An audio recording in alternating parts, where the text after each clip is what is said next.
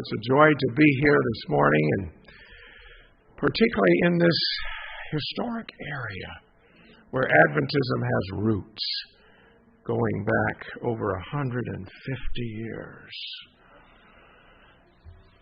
As a historian, and particularly as an Adventist historian, it's very important to me that we go back from time to time. We go back in time as well as in place.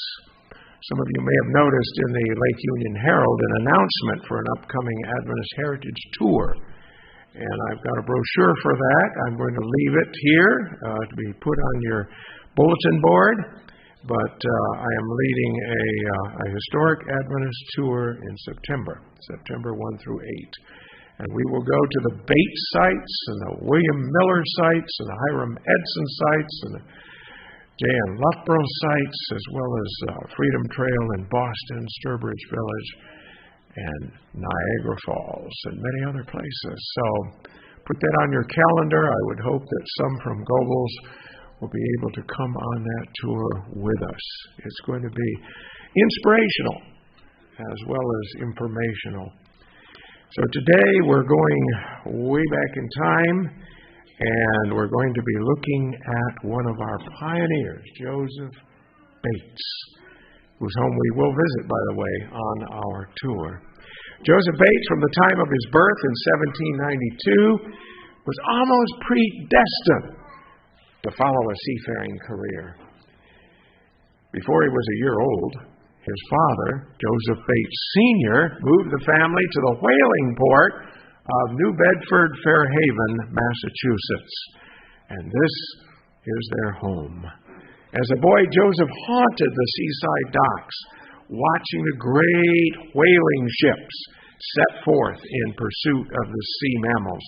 And he longed to sail with the merchantmen across the seven seas to Europe and China, South America, and Australia in search of the profitable trade that was going on there. And as a matter of fact, on our tour, we will see a whaling museum in New Bedford, the largest whaling museum in the world, with 4 mammoth whale skeletons hanging from the ceiling in that museum. And in the library of that museum, a logbook of Captain Joseph Bates. I held it in my hands, read some of his entries in his own logbook. You'll be able to see that. His parents, however, felt he needed more education, leading to a more stable career. And so in 1798, Joseph Sr.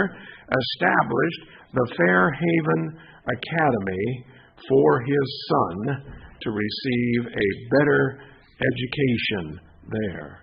Let me see if I can find my proper arrows. Here we go. Okay. Fairhaven Academy, we will visit that as well. From 1800 to 1807, little Joe attended this academy, receiving the standard New England grammar school training. But as he left school every day for home, the tangy sea air and the sight of the New Bedford harbor crowded with mass whetted his desire to go to sea. Finally, his parents, when Joseph was 15, used what we today would call reverse psychology. And they decided that, well, maybe one voyage would make him seasick enough so he'd never want to go to sea again. So they booked their son as a cabin boy. That's the lowest rung of the ladder. Cabin boy aboard the ship Fanny, bound for Europe with a load of wheat. Now, the voyage over was uneventful, but the trip back nearly cost Joseph his life. For days, a large shark followed the ship, always staying off to one side, never coming close enough for the sailors to spear it. And one day, when Joseph was sent to the top of the mast to scout for other vessels, his foot slipped on the ropes, and he fell 50 feet. Fortunately, his body struck another rope, which flung him out into the water instead of smashing him senseless on the deck. But when he surfaced, the ship was already pulling far away. But a sailor threw a rope toward him. He caught it, and he was pulled safely back on deck. But where had that shark been the whole time? Suddenly a sailor shouted the shark had moved to the opposite side of the boat from the side that Bates fell. At that moment, the thought flashed through Joseph's mind that perhaps his mother, his Christian mother, had been praying for him that moment. Teenager Joseph Bates made many trips to Europe, voyages full of adventure and some of them full of danger.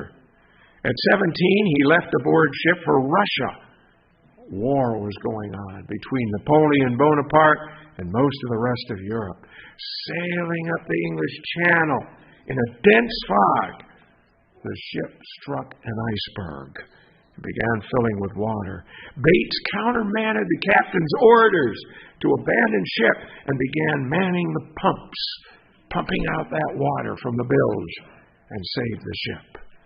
After getting the ship repaired in Ireland, the crew joined a British convoy of 300 ships until they felt safe to head out to sea alone. But when some Danish privateers, and Denmark was an ally of the French, stopped them and asked where they had come from, the captain tried to bribe his men to say they had come directly from America. But Bates refused to lie. And when he was called before the court in Copenhagen, Denmark, Joseph told the truth. He did stress, however, that they had not traded anything but merely put into the Irish port for repairs. The Danes seized the ship and the cargo anyway. But when Joseph Bates saw other men in prison with their thumbs and their first 2 fingers cut off for lying in court, he was thankful that he had told the truth.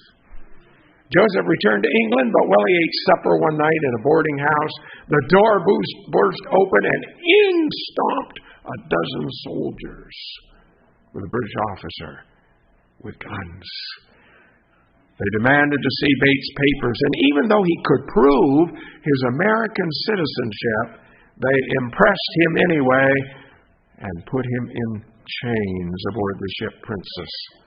When Joseph tried to escape, they transferred him to the St. Salvador del Mundo, along with several other Americans they had impressed. We would use the term Shanghai today. And when he and several Yankees again attempted to escape, they were put in heavier chains and transferred to the warship Rodney in 1810. Poor Joseph. He spent the next 5 years unwillingly serving in King George III's Navy. He had to eat the dried bully beef, the hard sea biscuits with plenty of worms in them, lots of protein, and drink the fiery grog rationed to all the sailors every day. He scrubbed the decks, he polished the brass work. Although he had been baptized a Congregationalist, he was forced to attend Anglican services on board ship. He endured terrible Mediterranean storms, almost constant badgering to change his citizenship and join the Navy as a paid Jack Tar. These hardships toughened Joseph not only for his later sea captain career, but also for the spiritual battles that he would be fighting for the Lord in spreading the 3 angels' messages. Finally, in 1812, he was now 20 years old, he was transferred aboard the ship Swiftshore for 3 more years in the Royal Navy, as his country, America, went to war with the British once again. And now Bates was 26 years old. And this is the youngest picture we have of Joseph Bates.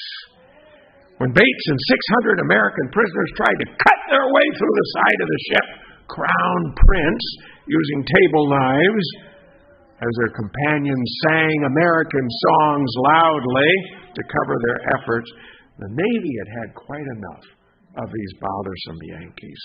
To the dungeon cells of the dreaded Dartmoor prison they were sent. And Dartmoor prison on the moors of Dartmoor was the worst possible prison in the British Isles. Here Bates endured cold, damp, stone floors, hard biscuits, and a cruel governor. But you know, God had his eye on Joseph Bates, and he emerged unhurt. Finally, in April of 1815, thanks to the American ambassador to England's intervention, Bates and the Americans gained their release. When he finally returned home, his parents rejoiced. Hadn't seen their son in over 5 years. But after a few weeks of rest, he went to sea again, facing severe storms, ice that crushed one ship, and pirates. Good story this morning. Good story. What she didn't tell you was that the story that really happened to Alexander Selkirk, that was his last name, inspired another writer to tell the story of Robinson Crusoe. Alexander Selkirk was real. Robinson Crusoe was not.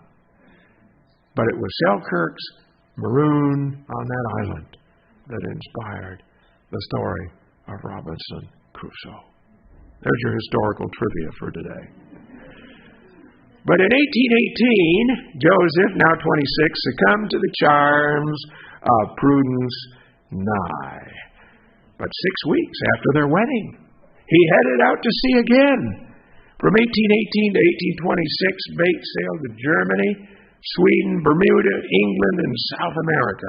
He faced icebergs, storms, water rationing, pirates, and other dangers. But he endured and went up the chain of command from second mate to first mate and finally captain of his own ship. And then he invested his fortune in the ships he commanded, becoming part owner of those ships. But you see, Bates was not a Christian. Not yet. He swore like a sailor. He read racy novels. He drank alcoholic beverages. And he only prayed when he had to bury a seaman at sea. But by 1821, his wife's prayers were having an effect on his life. You see, Prudy slipped religious tracts and a New Testament into his large sea chest. And on the next voyage, Captain Bates decided he really loved his daily ration of grog far too much. And so he gave it up. And next he felt impressed to dispense with hard liquor. On another trip, he stopped drinking ale, and then beer, and finally wine and port. I'm sure his crew of sailors thought he was going crazy. On Bates' next trip, he gave up cigars. On the one after that, he quit chewing tobacco. But it was when he tried to stop swearing that he realized he needed more strength than his own strong will could provide. And so he started reading a chapter a day from the Bible that Prudy had tucked away in his sea chest. As part owner of his next ship, the Empress, Bates received half of the profits from trips to South America in 1824. But he returned to his family not only richer materially, but far more blessed spiritually. For it was while he was reading that New Testament in those tropical waters of South America that Joseph experienced true conversion. "My tongue was loosed to praise God," he exclaimed.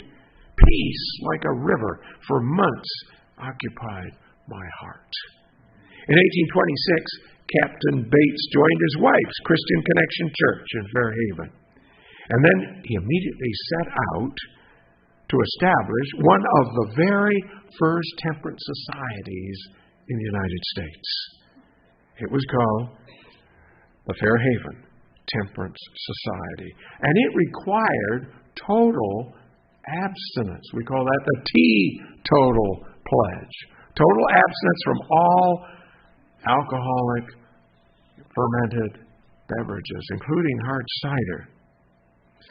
And then Bates helped to form a cold water army of 300 local children who marched in a parade carrying in their hands glasses of water. And they agreed that that was the only beverage they would ever drink. From then on, Joseph Bates himself never drank any other beverage but water. As God showed him further light on healthful living, Bates gave up meat, spiced dishes, greasy foods, and desserts. That's long before Ellen White had her 1863 health reform vision, you see. Bates was the number one temperance advocate in our church. And when he was asked to say the blessing at a church picnic, Bates would look over the table and he'd see those rich foods. He'd sometimes see pork, yes, cakes. He had a special prayer. Lord, bless all the clean, nutritious, wholesome, lawful food spread out before us. The rest didn't get blessed. All right? There were smiles around the picnic table, but Bates had made his point. He made his point with his crew on the next voyage in 1827. From then on, he said, there would be no intoxicating beverages. There would be no swearing. There would be no shore leaves on Sunday. And there would be daily prayers for those who wish to attend. Oh, I'm sure some grumbled, others scoffed, but on that trip, not one incident of fighting or quarreling occurred. Soon, 75 other New England ships adopted Bates' temperance guidelines. And they reported trouble-free voyages. It was the liquor that caused the fights. If Captain Bates in 1828 was becoming healthy and wise, he was also becoming immensely wealthy by the standards of his era. He had amassed a fortune of $16,000. Now, that may not sound like much to you, but when you are dealing with figures in the 19th century, you have to multiply by 25.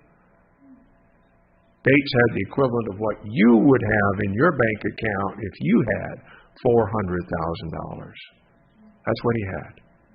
And he said it's enough. So at 36, he retired from the sea, became active in temperance and anti-slavery reforms. In 1832, he built a little farm. He planted some mulberry trees. He wanted to start a silkworm industry and hoped to live the life of a gentleman. But as you probably guessed, the climate in Massachusetts is not conducive to silkworms. They all died. He then built a Christian Connection chapel where he and Prudy worshiped until 1839. And that chapel is still standing, and we will visit it on our tour in September. But two cataclysmic events during the 1830s changed Joseph and Prudy's life forever. First, November 13, 1833, he and Prudy witnessed that spectacular meteor shower, often referred to as the falling of the stars. And they both believed it fulfilled the prophecy of Matthew 24 concerning last day events, signs of Christ coming. Second, in 1839, Joseph Bates heard a Millerite preacher speak about the soon coming of Christ and prove from the Bible that it would happen sometime around 1843 or 1844.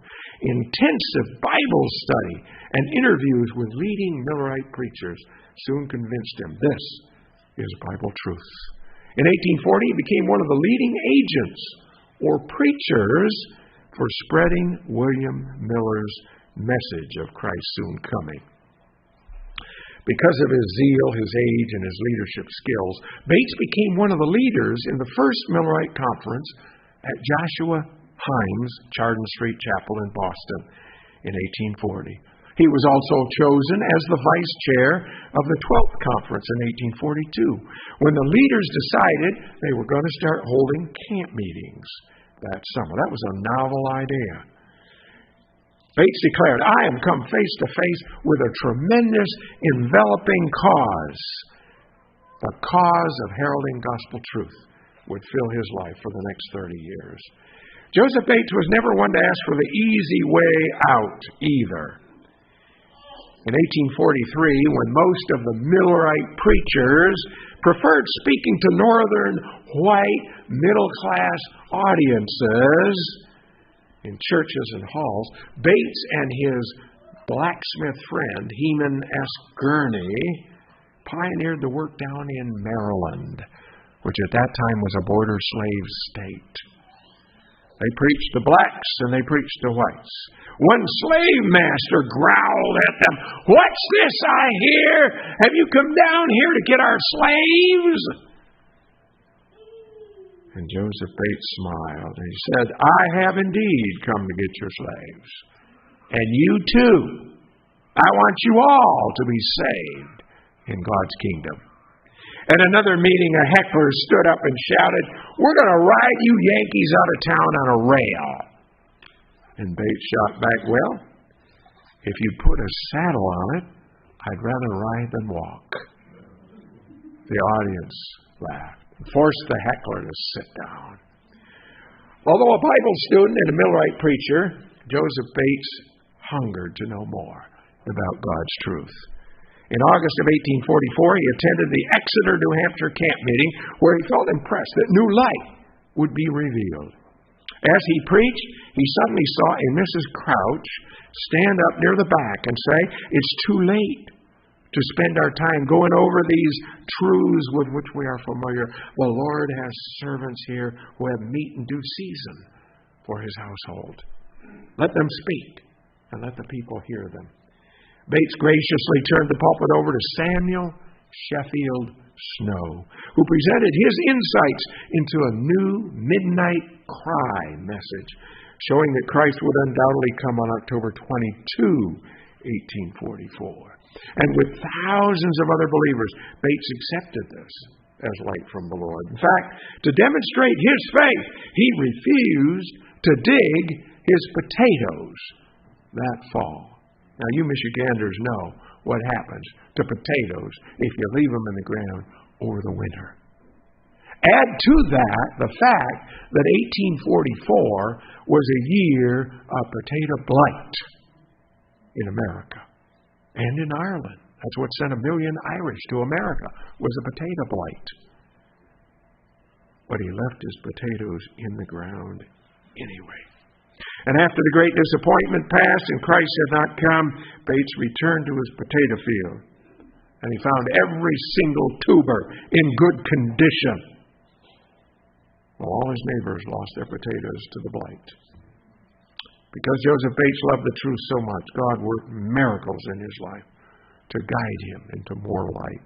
Although he was still a Sunday keeper in 1845, Bates one day chanced to pick up a copy of a newspaper called The Hope of Israel.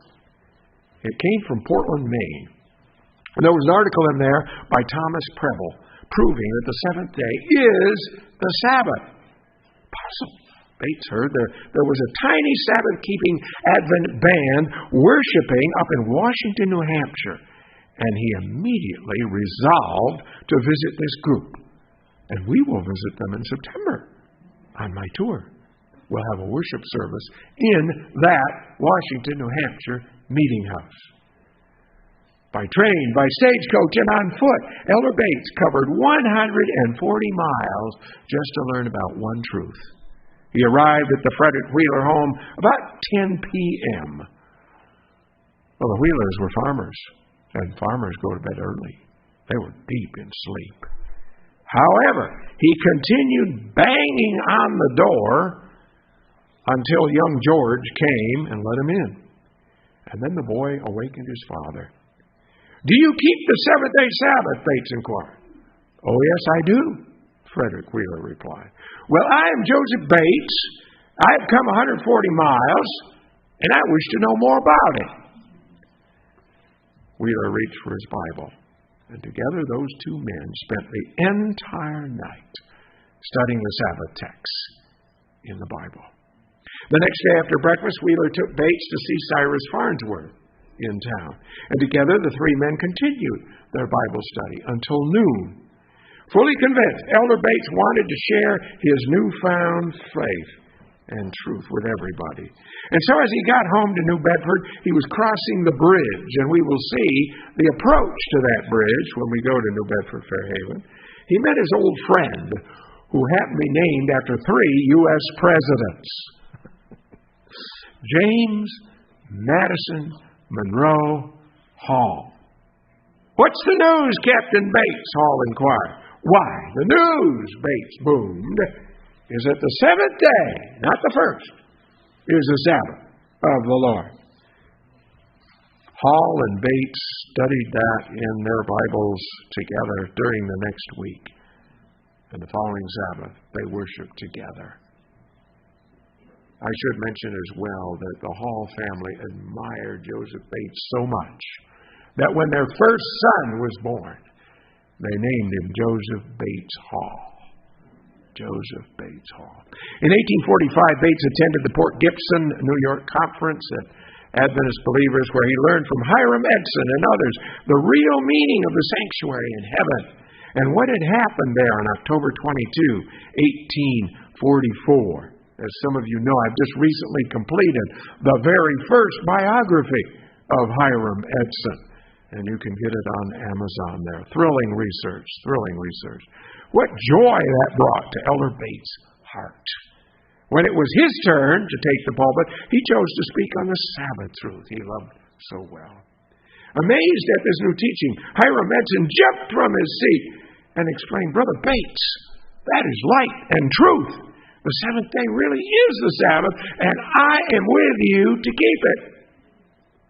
Realizing, however, that the printed word could go places where the spoken word could not, Bates resolved to write a small pamphlet to explain the Sabbath truth to others. Day after hot August day, he sat at his desk, laboring on that tract, which in 1846 would be entitled The Seventh-Day Sabbath, a Perpetual Sign. But Elder Bates faced a very serious problem, one so severe he had not even told his wife, Prudy, about it. He had in his pocket only 1 silver York shilling, which on face value was worth 12.5 cents. That's all the money he had in the world. But at that precise moment, Prudy appeared in the doorway. "Oh, Joseph," she said, "I don't have enough flour to finish my baking." "Oh, is that so?" commented her husband from his desk. "Well, how much flour do you need?" "Oh," she said, "I think about 4 pounds would do it." "All right." Shortly he rose and went out, and buying 4 pounds of flour, came in, left it on the kitchen table, while she was temporarily outside. But shortly she reappeared in his office door, a suspicious look on her face. "Joseph, where did that flour come from?" "Why, dear, I bought it." "Is that what you wanted?" "Why, yes. But have you, Captain Joseph Bates, a man who has sailed with cargoes worth thousands of dollars, gone out and bought just 4 pounds of flour?" See, flour in those days came in sacks, 50 pounds or 100 pounds. So the dry goods man had to scoop out just 4 pounds. "Prudy, for those 4 pounds of flour, I spent the last money I have on this earth." Her apron flew to her eyes as the tears flowed, and with a sobbing voice she said, "Oh, what are we going to do?" Joseph Bates rose to his full height. I'm going to write a book on the Sabbath, and I'm going to distribute it everywhere to carry the truth to the people." "Well, yes, dear, that's very nice. But what are we going to live on?" "Oh, well, the Lord will provide for that." "Yes, the Lord will provide. That's what you always say." Exit Mrs. Bates with sobs and tears. A short while later, Joseph felt impressed to go to the post office. When Postmaster Drew handed him a letter, he remarked, "Excuse me, Captain Bates, but there is postage due on this letter." You see, in the 19th century, the person who received the mail paid the postage, not the one who sent the mail. That would take care of a lot of junk mail today, wouldn't it? No, I refuse. I refuse to accept it. Woo! Sounds like a great idea to me. Well, Bates confessed he didn't even have a nickel with him, but he felt impressed the letter contained money. Would the postmaster open it, please? The postmaster did so and found $10 inside. Multiply that by 5, you get $250 in today's money. And it was from a complete stranger. A man who wrote, "The Lord has impressed me that you need money." After paying the postage, he went to the dry goods store, purchased flour, potatoes, sugar, instructing the grocery boy to put them on the back porch and don't take no from the missus. He also went to the print shop, made arrangements for the printing of his forthcoming book on the Sabbath. And when he arrived home, Prudy met him at the door and demanded to know, where did those groceries come from? I'm sure they belong on somebody else's porch. Oh, he said, the Lord sent them. What do you mean the Lord sent them? Why, Prudy, he said, read this letter and you will know how the Lord provides. Prudy read it, and then she went back into the bedroom and had another good cry, but for a very different reason.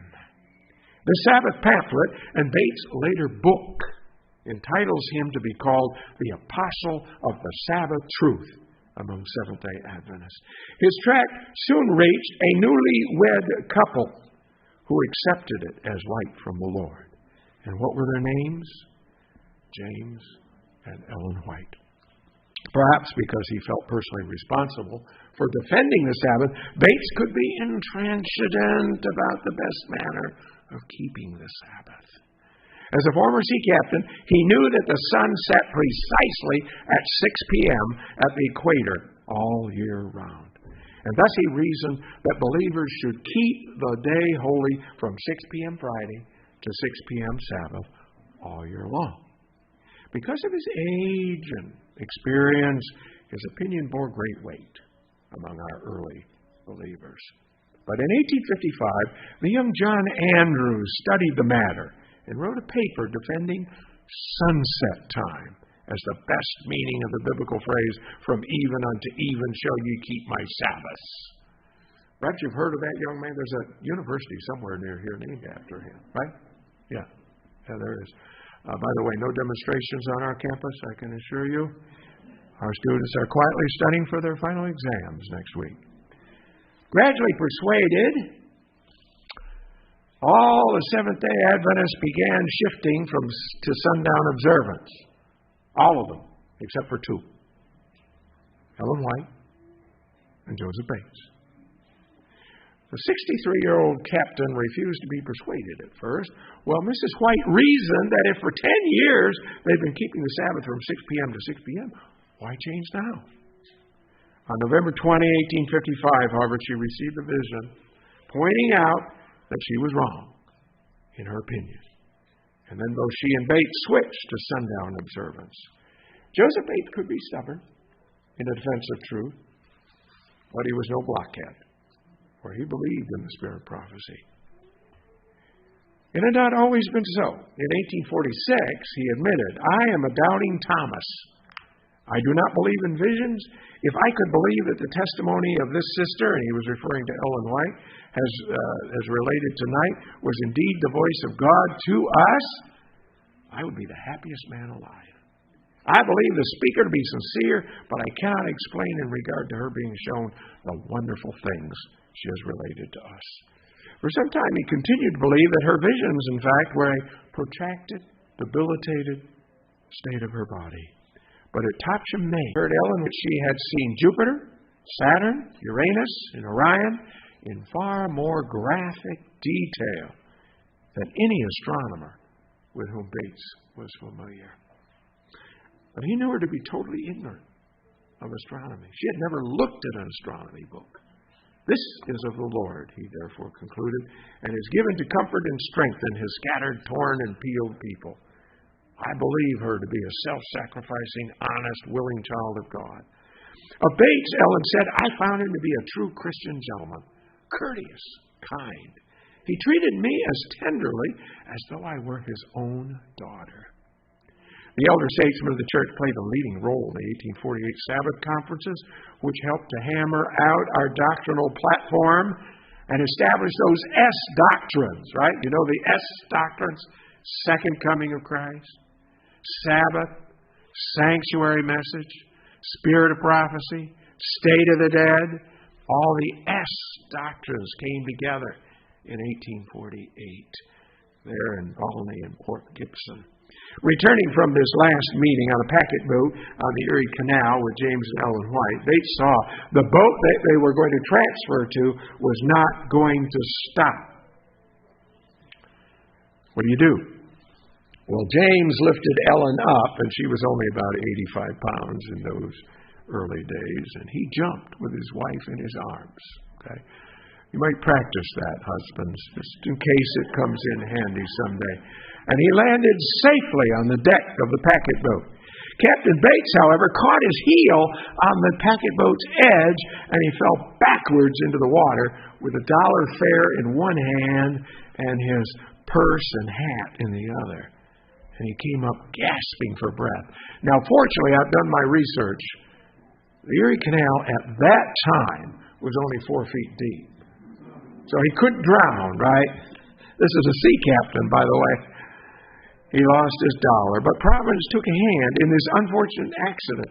For when the three of them found lodging with the Harris family to get Bates' clothes dried out, they gave him a Bible study. And both Mr. and Mrs. Harris accepted the Sabbath truth and became lifelong Seventh-day Adventists. Sometimes our accidents are God's opportunities.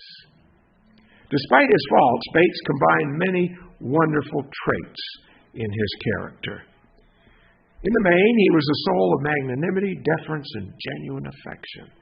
He is often described as intrepid, inventive, indefatigable, self-disciplined, dedicated, and kind. He usually exhibited a gentlemanly demeanor and grave courtesy. But he could also be daring. He was a man of action rather than contemplation. In 1857, for example, when he was 65, Bates baptized 7 individuals in the dead of winter, standing in a water hole cut through 3 solid feet of river ice. And the air temperature was minus 30 degrees. Is your pastor up to that? I said that over at Allegan a few minutes ago, and his wife shook her head and said, no, his wife wouldn't allow him to do that. How could he endure such torture? James White gives us one clue in this description of Elder Bates. His countenance was fair, his eye was clear and mild, his figure was erect and of fine proportions, because his life of rigid temperance in eating as well as drinking and his labors in the pure sphere of moral reform had regenerated the entire man, body, soul, and spirit, until he seemed almost recreated for the special work to which God had called him. You know, Annie Smith wrote a poem that became a hymn about Father Bates, and it's in our hymn book.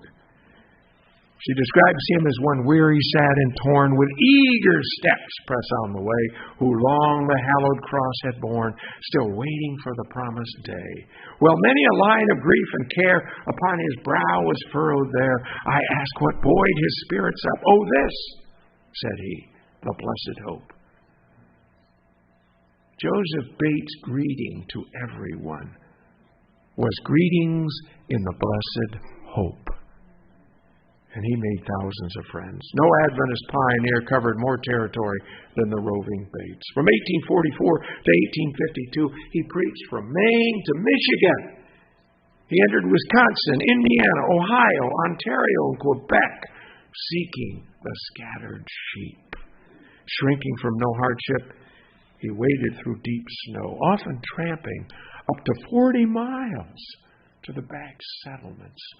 When was the last time you woke up in the morning and said, I think I'll take a 40-mile hike today? That ever occurred to you?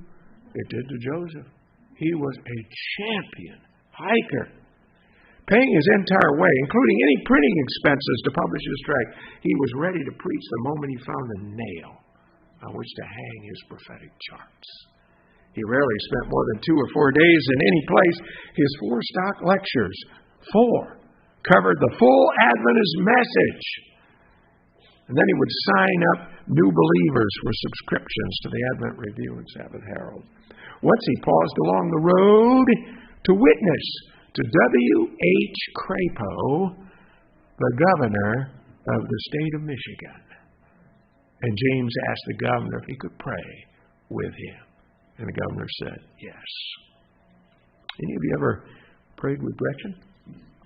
Maybe you should. Gretchen Whitmer could use your prayers. Is it any wonder then that God specifically chose Joseph for a special assignment in July of 1849? As Bates held meetings in South Bend, Indiana, God gave him an impressive dream one night. In this dream, Bates seemed to be going northeast on a stagecoach along what we today call Highway 12. You've seen it on the map. But he ended up in a town he'd never seen or never heard of in his dream. But when he awoke, he felt strongly impressed to go there. So catching the next stage, he paid the fare only as far as the next town. Then he dismounted, walked up and down several streets. Well, they changed the horses. Failing to recognize any of those he'd seen in his dream, he paid the fare to the next town. On July 27, the stagecoach reached Jackson, Michigan. And Bates recognized at once the town he'd seen in his dream. Collecting his luggage, he found a boarding house and asked, are there any former Millerites living in this town? The proprietor told him there were 20 former Millerite Adventists, met every Sunday at the home of the blacksmith, Dan Palmer. Checking his bags, Bates strode off down East Main Street and stopped near Van Dorn at Joshua and Dan's blacksmith shop. Introducing himself, he hung up his prophetic chart on a convenient nail. You could always find nails at a blacksmith shop, right? And while Dan Palmer continued hammering away at his anvil, Father Bates began hammering gospel truth into him. He covered the second coming of Christ, and that, of course, was familiar to the family. And then he launched into a discourse on the sanctuary truth. And that was the very key to the disappointment of 1844. At the close of the study on the Sabbath, Palmer dropped his hammer, extended a grimy hand, and said, Brother Bates, you have the truth. He invited the preacher aboard at his home. During the following week, Palmer took Bates all over Jackson County to visit each one of those 20 Advent believers. And the following rainy Sunday, they gathered in the Palmer parlor to hear Bates present more light about the Sabbath, the sanctuary, the third angel's message.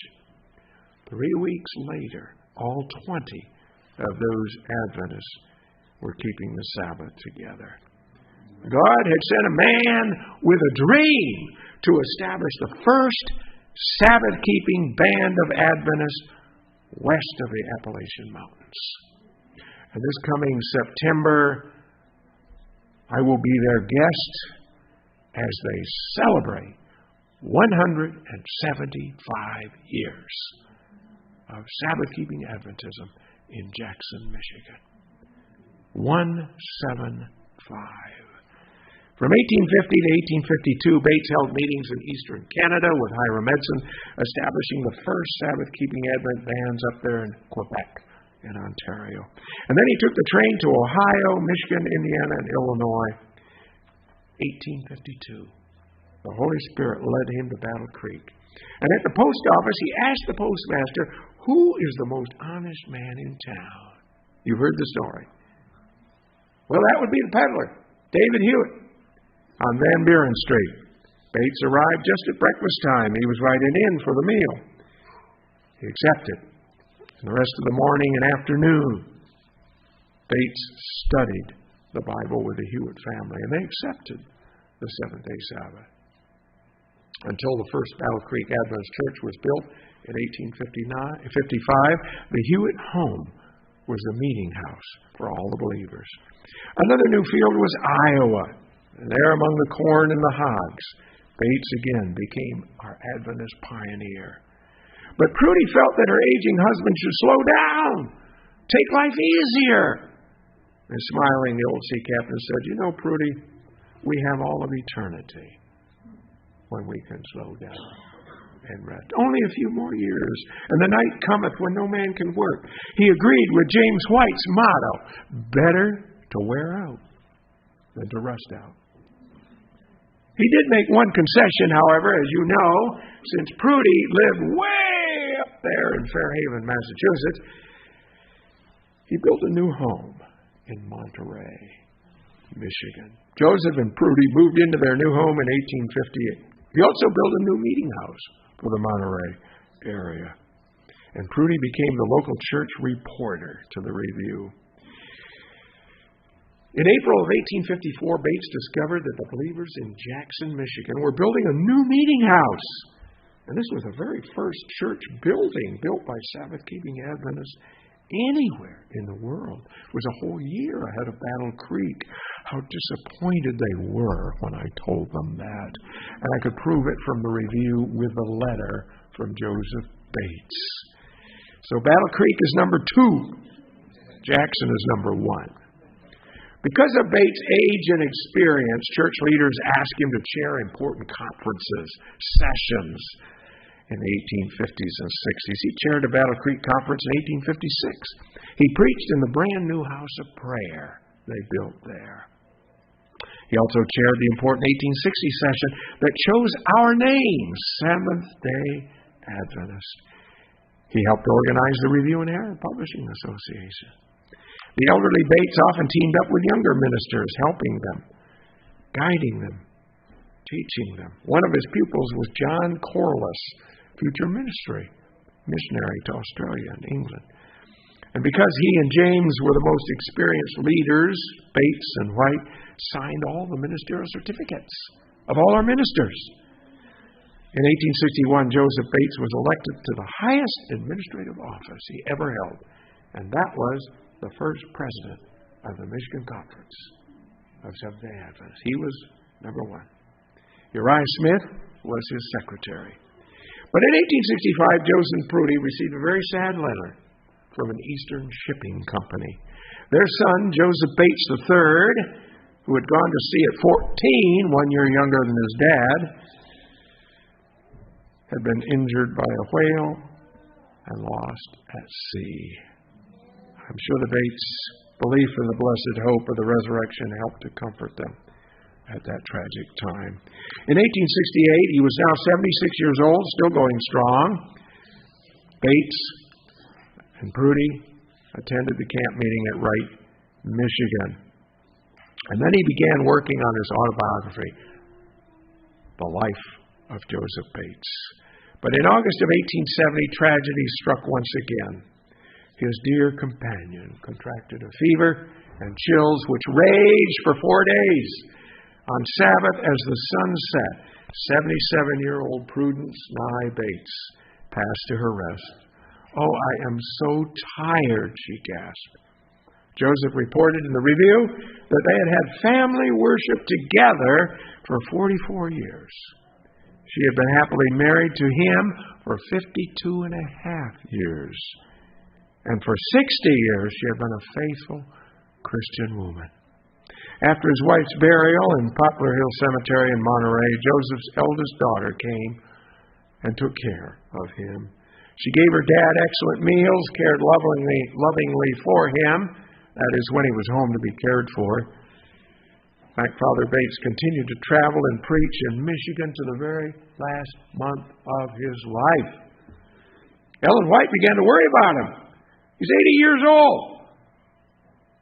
Is he perhaps overdoing things?